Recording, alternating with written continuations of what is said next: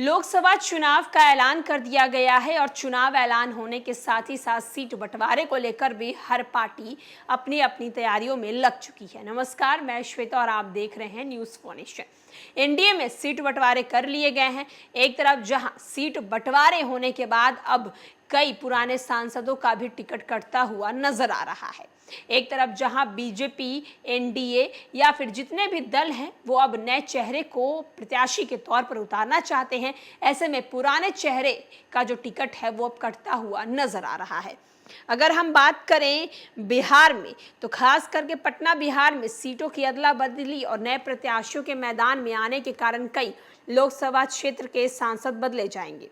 2019 के लोकसभा चुनाव में बिहार में 40 में से 39 सीट पर एनडीए को जीत मिली थी, लेकिन एनडीए में सीट की अदला बदली और कई जगहों पर नए प्रत्याशियों के चलते सीतामढ़ी, शिवहर, काराकाट, नवादा, गया, सिवान, बक्सर, सासाराम, मुजफ्फरपुर और जमुई से नए सांसदों का चुना जाना लगभग तय है।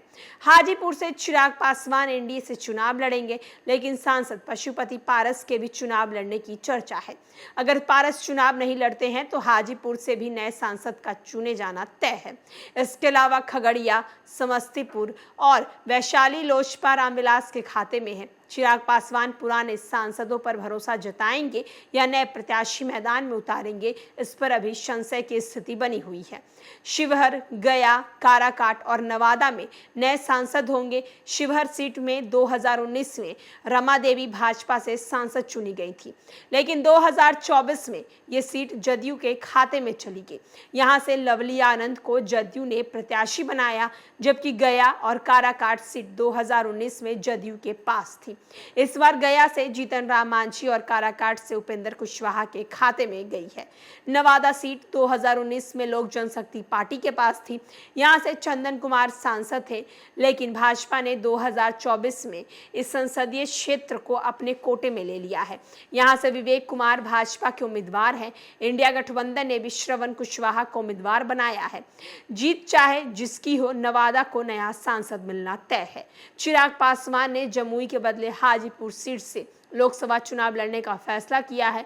जमुई से चिराग ने अपने बहनोई को मैदान में उतारा है। पशुपति कुमार पारस के हाजीपुर से चुनाव लड़ने की चर्चाएं हैं, हालांकि इस पर अब तक मुहर नहीं लगी है।